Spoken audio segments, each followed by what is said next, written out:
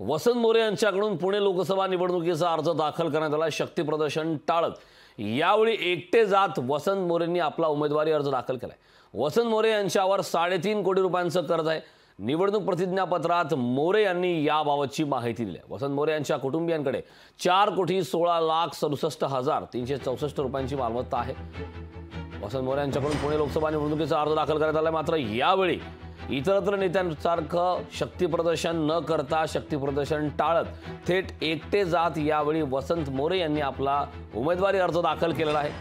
निवडणूक प्रतिज्ञापत्रात मोरे यांनी माहिती दिली आहे, ज्यामध्ये 4,16,67,364 रुपयांची मालमत्ता त्यामध्ये स्पष्ट आहे। वसंत मोरे यांच्याकडून पुणे लोकसभा निवडणुकीचा अर्ज दाखल करण्यात आला। या दरम्यान शक्ती प्रदर्शन टाळत एकटे जात वसंत मोरेंनी आपला उमेदवारी अर्ज दाखल केला आहे। वसंत मोरे यांच्यावर 3.5 कोटी रुपयांचं कर्ज आहे।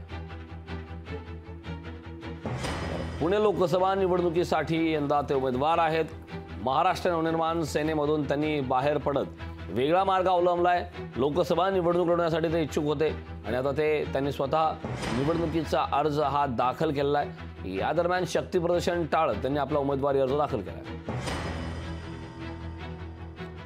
निवडणूक प्रतिज्ञापत्रात मोरे यांनी याबाबतची माहिती दिलेली आहे। वसंत मोरे यांच्याकडून या दरम्यान शक्ती प्रदर्शन टाळत एकटे जात उमेदवारी अर्ज दाखल करा। लोकशाही मराठी ऐका, पहा, जागरूक रहा।